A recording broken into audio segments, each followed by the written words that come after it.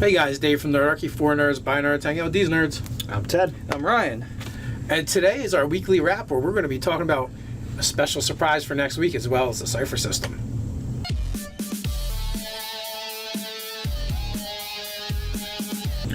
So as always, any of the links that we have, be it on the website or the YouTube videos, it's all down below. So go check out whatever your it is weekly index of content. It's like a treasure hoard for you to be able to loot at will. Just click away at all the links. So first of all, just real quick, if you guys are following us on Facebook, you may or may not have seen that I got something really cool in the mail. And that is the Star Wars Force Awakens beginner box from Fantasy Flight Games. And we will be doing an unboxing of this very shortly. So this week, actually Monday morning, I plan on putting this video up where you guys can check it out. As soon as it is released on Amazon, we will be putting the link for it in Amazon right now. You can't actually buy it anywhere. Or can't even pre-order. So it's kind of a brand new realm for us. Yeah, this is very exciting because this is the first time a company... We've got advanced copies of something. Yes. From a major place. Yeah. Right. Yeah, I mean, Fantasy Flight Games. Fantasy Flight Games. I always want to say FFG, baby, FFG. Yeah. Is like, I put them right up there with close to being like with a Watts and a Paizo. Like they got at least a number 3 tier, if nothing else. Yeah, absolutely. And they've done a lot of stuff. They do a lot of board games.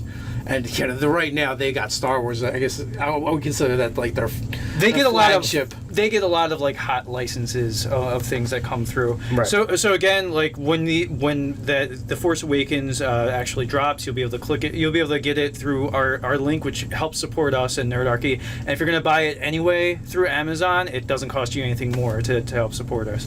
So thank you guys, whoever does manage to do that. Also, real quick, I want to thank our patrons, as we always want to thank our patrons. As we're in the course of thanking people, thank you, Patreon patrons, forming a pact with us. Yeah, so there's that. And then, this week, again, if you follow us on Facebook, you'll know that I got my Cipher system book, which I could have gotten probably like a month ago, but I'm an idiot. I picked up mine as well. Still in the shrink wrap. Still in the shrink wrap. I backed the Worlds of Cipher Kickstarter, and one of the levels was getting the core book, which was something I was very interested into. But they did like this weird thing where you got like credit to their store on their website. You thought they were just going to send it to you. Yeah. So I had to go over there and basically give them my information again and get ordered. It's all right, Monty. I love you anyway. Man, the art on this is really interesting because it's got like a superhero thing happening. Well, because it's got a sci-fi thing. The Cypher system has its sandboxy sort of system. Yes, you can go through all the genres. It's generic. Right. So, real quick, Cypher System is a rules-like game. If you guys have been following, we actually have just played our second Shadowrun powered by Cypher System game run by Scott Garibay. Now, here's the thing. Scott, the way he's running it is a very much an amalgamation? Amalgamation hybrid of Shadowrun and Cypher System, and he's incorporating a lot of extra stuff from Shadowrun into the game, and he's made his own tweaks. He started us off at a higher tier. He's given us an extra focus. Scott likes a lot of power in his game. But me and Ted, what we want to do once we've gone through and read the book some more, we want to actually do a Cypher system. We're going to basically do a review, break it down for you guys, let you know what we think. So far, I'm enjoying it. I love it. It's so easy and simple. I agree. It's getting used to the system, and we'll go in more in depth later, but your stat pools, rather than them being static, it's a pool. It's something that you dip into. You spend it, and you spend it, you use it. And they're your hit points as well. And they are your hit points, your barrier into unconsciousness and immobility. So it's really interesting the way you have to kind of It's resource management. Sounds like lots of resource management. So it's really cool. It's really interesting, and depending upon how you run those games is going to determine how, as a player, you make those choices. I make those choices and use it. So I kind of have an idea for a game that I've been kind of kicking around. And I'll show some of this for you guys. The interior art is really cool. That's a spectacular shot. Yeah, that's just the inside front cover. Which is you're just opening the book and that's the first thing you get. Okay, so the back and the front are pretty much the same one. So based off of this in a series that I'm reading right now, Hard Luck Hank, I actually want to run like a sci-fi meets, basically I want to do an amalgamation of Firefly and Babylon 5. Deep Space Nine. No, Babylon 5 is another franchise. Oh, okay. The conversation we were having. Well, yeah, other people said Deep Space Nine. Like I was thinking Babylon 5, but Deep Space Nine works as well. In addition to Firefly, But I also want to do it where it's like, okay, like everything happens on the space station. Yeah. And I'm thinking. Yeah, that was very Deep Space Nine-y too. Yeah. But I want it to be kind of like. Like I like the Wild West elements of Firefly. I also would like to incorporate some more like hard-boiled type stuff. Well, and so a little noir to it as well. So the interesting thing about that is like the West was a frontier, space is a frontier. Yeah, so that makes a lot of sense. There's even like Star Wars has a little bit of Western. So my idea, I actually have an idea for the space station itself. It's a cube, right? And so a cube has 6 sides. The gravitational pull, artificial gravity, actually originates from the center. So the city, so it's basically like a city on every side. That so encompasses the whole thing. And then I'm stealing from Hard Luck Hank is the idea that there's this lattice work that encompasses the cube, and that supplies like that's your barrier between space. So it gives you the artificial lighting that makes it seem like it's always daylight. And then I was thinking, like, inside the cube is, like, the inner workings of the space station and basically keeps everything going. But it also could be, like, an interesting area to have other kinds of adventures and stuff like that. Almost like the space dungeon, right, if you will. And I wanted to do stuff where it's like, okay, like, so you have this, like, federation of planets, kind of like Star Trek or a lot of the other ones, and it originated from Earth. But you also have... I want to see like humanity has evolved and there's random mutations that kind of happen. I want more animals. Gives you a chance of like almost like a super's kind of light, super's light, very light. I don't want really super humans per se. You want Robin. Yeah. Well, no, we're also too like Space Marines from the 40K universe, like they're altered humans as well, so they're heavily altered. Yeah. Bioengineering and things like that. Yeah, so probably less than that. I want like tons of different aliens where like there's too many to even catalog. Yeah. Maybe some androids and some robots running around. And I'm thinking about like maybe this is the most important detail. Are there sex androids? There's probably sex androids if you have the money, right? If the price is right. but then there's got to be like a union, and then there's eventually going to be all these organizations that are against it because you're Android rights is very important. But I was thinking about having it after like a huge like intergalactic civil war, so that everything's kind of like in unrest and in flux. Right. I don't really want to do it where the players are like getting on spaceships and going all over places.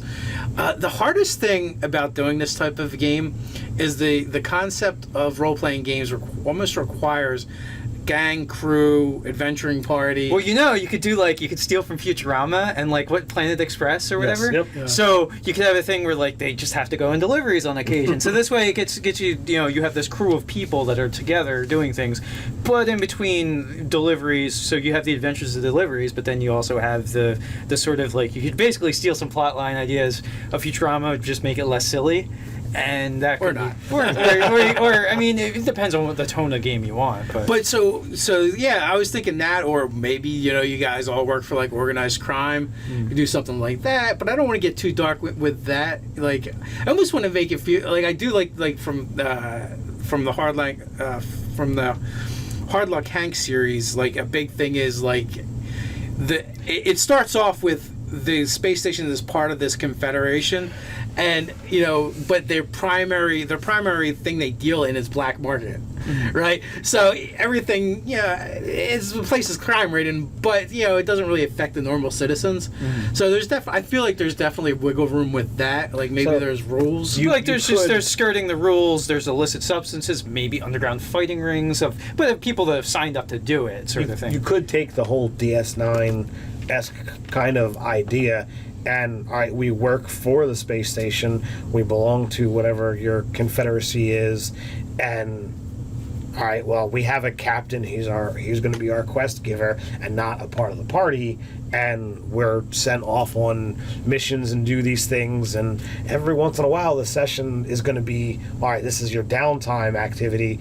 What do you guys feel like doing? Yeah, so that was another idea, is where the players belong to like these specialty police teams, right? Or you could be like trade PsyOps. organization. You could like have guilds too, like trades organization, because there's always trades and unions. Right. Oh yeah, there is, but like then the idea of getting the whole party to belong to the same one could be more difficult. Right. They could be part of like a committee or something like that. Like like how like governments have committees that are pulled from different parties. And so I think there's a lot of really good ideas here. I think if we figure out when this is going to be run, who's going to be in it, we could kind of get some of these details worked out in a session 0 rather than trying to fit them into the news. fit the square peg into a round hole. Yeah, we'll do a session 0 and everything. Well, actually, in conjunction with this, one of the things I was thinking about, I have to look into it. Maybe some of you guys know anything about this, but I want to see how I can run multiple cameras off of the same computer. And me and Ryan have talked about this before, so that when we do our live gaming sessions, that maybe we can have. If there's a screen, then you guys get to see the screen while the game's going on. I think that's using like XSplit and maybe a bit more computing power. Well, than we actually, have. I want to. That's what I'm concerned about too. Is there's multiple cameras and there's a thing called XSplit that we'd have to figure out using, but you can create like multiple panels. So I want the multiple panels, like one facing one side of the table, one facing the other side of the table, one facing the DM. If we do a game like that, we'll definitely have to like outlaw eating at the table and take breaks and stuff like that. You don't need a close up of me chomping down on pizza or something. It's a horrible sight. There are a few worse like Jabba the Hutt. Yeah. So we want to maybe look into some of that stuff for special games that we do live. Just some thoughts. Yeah. Well, I mean, really, once we get that figured out and the technology, then we can make all of our games better, level up all the games once we have a better understanding. Because then you could have a camera on the miniature setup and then the cameras on the players. You could basically do the critical role thing. Yeah, that's kind of what I was thinking. So, with that, guys, you can look for a session 0 for the game we're talking about. Once we figure that out and who actually wants to play it, you can look for our full review of the Cipher system and the core future to come. Core rulebook, which I'm really digging on right now. We got Ryan's game with the fans. Yeah, out. so at the end of the month, the 31st, Sunday, the ass end of the month, literally, I have a game with fans. Your name is listed at the top of the pinned post of the company of the N.A.G. I've sent out emails from Ryan, Friant, Friant, at Gmail. It's in the subject line. It's about the July game, so I have not received a reply. So I'm about ready this weekend. I will send out an email to the alternates if I haven't heard anything. So basically today I'm going to email the alternates anyway because I haven't heard from anyone. And worst case scenario, I'll send it out to the N.A.G. and run worst case scenario is you get to watch Ryan roleplay a full adventuring party plus by himself. By himself. Yeah, winning at D&D. Yeah. So hopefully the original players will get back to me today. If not, the end of the day, Sunday, I'll be sending out emails to alternates because I'd rather not have it up in the air, and the chance is fleeting for people to get to play. So, or I'm sure I can conjure 4 people from the N.A.G. to play. Worst case scenario. And kind of in conjunction with that, if you guys are using Gmail, I think Yahoo does the same thing, where basically you have multiple folders, like one is your inbox, one is your social, and one is for promotions. Because we use a system for sending out our emails to you guys with the newsletter and stuff, a lot of times it'll go to that promotions folder. What you have to do periodically is check that and drag the Nerdarchy emails to your inbox so that your inbox will recognize us as emails that you actually want to receive. Right. Yeah, I mean, we don't send out a ton, like one a week, so with the... Generally you don't receive more than one a week, except for when you very first sign up. We have a couple things that we send you through emails. It's like a 3-day series, so it's possible you could even get 2 emails in one day, but after that first 3 emails, that stops. Yeah. And, I mean, I guess if there was something super special coming up then that we want people to be aware of, then you might get a little more, but it's once per week, really. Right. Yeah, so that's the gist. Yeah, pretty much. So with that, until next time, Stay nerdy.